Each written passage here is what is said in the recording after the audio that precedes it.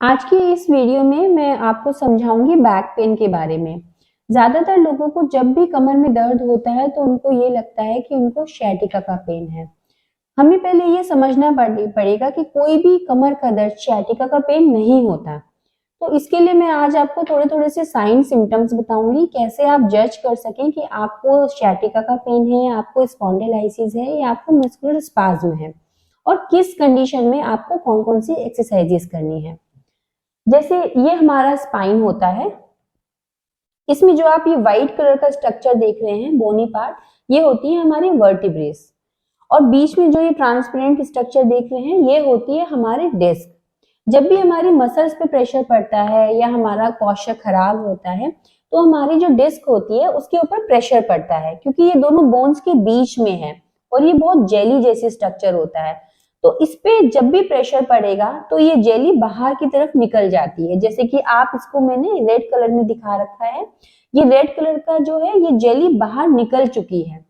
अब ये जेली के नीचे से ही नर्व्स निकलती हैं, जैसे ये आप देख रहे होंगे ये थ्रेड जैसे स्ट्रक्चर्स हैं, ये नर्व्स हैं।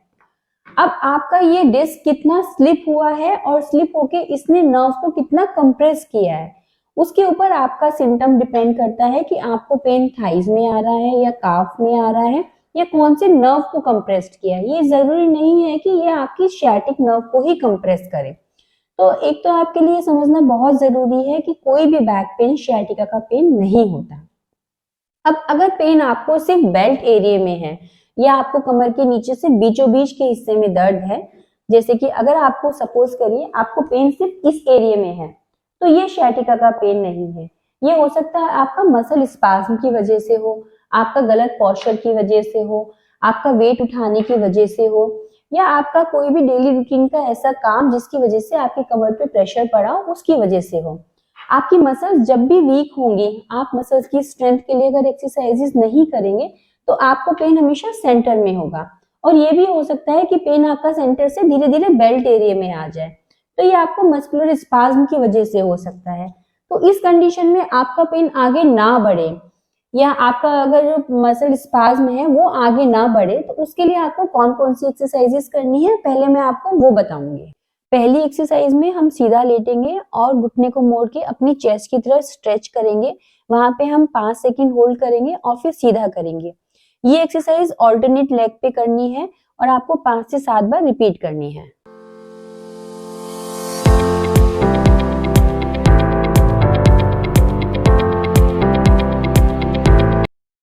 एक्सरसाइज में हम दोनों पैरों को एक साथ लेकर आएंगे, चेस्ट से टच करेंगे और वहां पे हम 5 सेकंड होल्ड करेंगे। ये भी हम 5 से 7 बार करेंगे।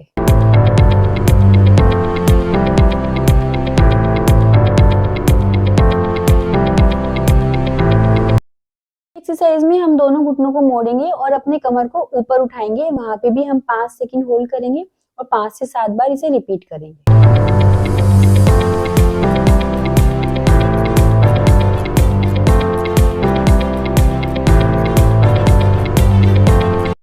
अब पेन आपका बेल्ट एरिया से और या centre of the lower portion of the spine से आपका पेन अगर थाइज में आ रहा है या आपको बटक में आ रहा है, तो इसका मतलब आपका नर्व कंप्रेशन स्टार्ट हो गया है, आपके नर्व के ऊपर प्रेशर पड़ रहा है जिसकी वजह से आपको बटक्स में या बैक ऑफ द थाई में पेन आ रहा है।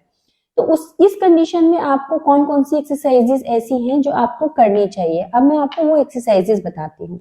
पेन आपको कमर से बटक्स तक आ रहा है या आपको बैक ऑफ द थाइस तक आ रहा है, इसके लिए हम पेट के बल लेटेंगे, अपना सीधा हाथ और उल्टा पैर दोनों को स्ट्रेट करके सीधा उठाएंगे।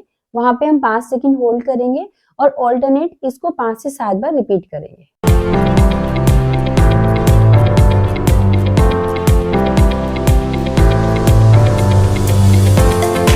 दूसरी एक्सरसाइज में हम पेट के बल लेटेंगे और दोनों हाथों को सीधा रखेंगे और ऊपर की तरफ छत की तरफ देखेंगे।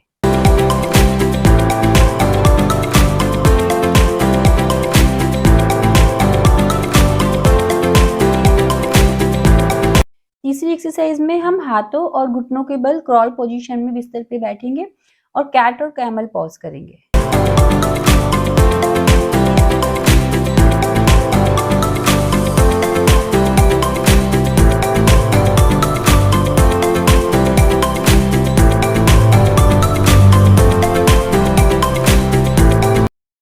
पेन आपका कमर से लेके काफ मसल्स तक या फुट तक आ रहा है और पेन आपको ऐसा लगता है कि आपको एक धागे की तरह से ऊपर से नीचे तक आ रहा है, तो ये आपका sciatica का पेन हो सकता है। इस कंडीशन में आपको ज्यादा देर खड़े होने में दिक्कत होगी। आपको ऐसा भी लग सकता है कि आपका एक पैर दूसरे पैर से वीक है। जिस तरफ आपको पेन आ रहा है वो लिम्ब आपका दूसरे लिम्ब से वीक हो सकता है। आपको चलने में भी दिक्कत आएगी, आपको अनईजी रहेगा, आप ज्यादा देर बैठ नहीं पाएंगे। जैसे भी उस नर्व के ऊपर प्रेशर पड़ेगा तो वैसे ही आपका पेन स्टार्ट हो जाएगा। बट ऐसा नहीं है कि ये ठीक नहीं हो सकता है। इसके लिए आपको थोड़ा सा रेस्ट करना पड़ेगा, थोड़ी सी सिटिंग हैबिट्स को चेंज करना पड़ेगा। जैसे कि आप ज्यादा लंबा मत बैठिए। जब भी बैठें तो हमेशा कोशिश करिए कि पैरों के नीचे एक स्टूल रखें या आपकी टेबल के नीचे एक रॉड लगा हुआ होता है, उस रॉड के ऊपर पैर रखिए। कोशिश करिए शावर से बात लें, बाल्टी मग्गे से बात ना लें। कोई भी स्प्रिंग जैसी चीजों पे ना बैठे, जैसे स्प्रिंग वाले सोफे होते हैं, स्प्रिंग वाले मैट्रेस होते हैं, इन पे बैठना आप अवॉइड करिए। किसी भी तरह से लॉन्ग स्टैंडिंग मत करिए। अगर कहीं आपको लॉन्ग स्टैंडिंग करना पड़े तो कोशिश करिए कि आप दीवार के सपोर्ट से खड़े हों, बिना सपोर्ट से आप खड़े ना रहें। और अगर आपको कहीं पे ट्रैवल करना पड़े तो आप लंबोसेक्रल बेल्ट का यूज करिए और मैक्सिमम टाइम कोशिश करिए कि आप बेड रेस्ट करें। बट बेड रेस्ट का मतलब ये नहीं है कि आप बिल्कुल छुट्टी लेके पूरा दिन बेड पे लेटे रहें। आप जितना कंफर्टेबल हो उतना वॉक भी करिए, लेकिन स्टैंडिंग और बाकी चीजों का ध्यान रखिए। और कुछ एक्सरसाइजेस जो मैं अब आपको बताऊंगी, आप वो एक्सरसाइजेस करिए ताकि पेन आपका यहीं पे रुक जाए और धीरे धीरे पेन खत्म हो जाए। आपको पेन कमर से काफ तक आ रहा है और फुट तक आ रहा है, तो अब उसके लिए जो आपको एक्सरसाइज करनी है, आपको दीवार के सहारे बैठ जाना है, पैरों को सीधा करके, और एक हाथ से पैरों की उंगलियों को पकड़ना है स्ट्रेट और अपनी गर्दन को आगे झुकाना है। इसमें आपको 5 सेकंड होल्ड करना है और 5 से 7 बार रिपीट करना है ऑल्टरनेट लेग को।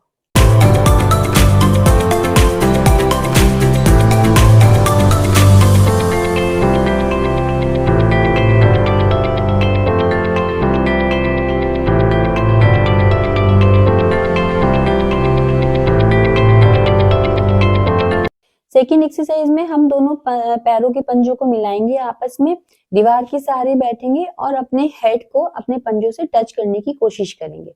इससे आपके कमर के पीछे के हिस्से में खिंचाव आएगा, आपकी थाइज और काफ दोनों पे स्ट्रेच आएगा।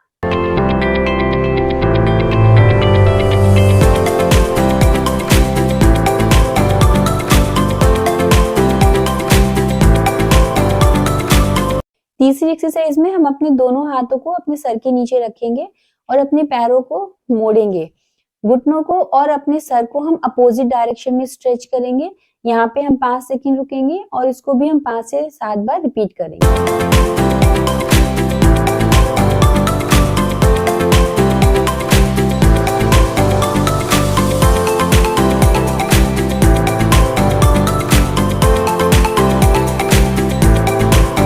मैं आशा करती हूँ कि अब आप अपनी एक्सरसाइजेस अपने सिम्टम्स के हिसाब से खुद ही घर पे कर सकते हैं। अब आपको खुद पता लग जाएगा कि आपको sciatica का पेन है या आपको लंबर स्पॉन्डिलाइसिस है या आपको मस्कुलर स्पाज्म है। हर तरह की बीमारी के लिए, हर तरह के पेन के लिए आप अपनी एक्सरसाइजेस खुद ही घर पे कर सकते हैं। फिर भी अगर आपको ऐसा लगता है कि ये एक्सरसाइजेस करने के बाद भी आपका पेन ठीक नहीं हो रहा है, तो आप इन्वेस्टिगेशन यानी एक्सरे या एमआरआई की तरफ जाइए और फिर आप फिजियोथेरेपिस्ट के पास जाकर अपनी एक्सरसाइजेस, अपना ट्रीटमेंट कराइए, जिसमें इलेक्ट्रोथेरेपी और एक्सरसाइजेस दोनों होती हैं, जिससे आपका जो नर्व है वो रिलीज हो जाएगा। बट उससे पहले आप घर पे ये एक्सरसाइजेस करके अपने सिम्टम्स को रिड्यूस करने की कोशिश करिए।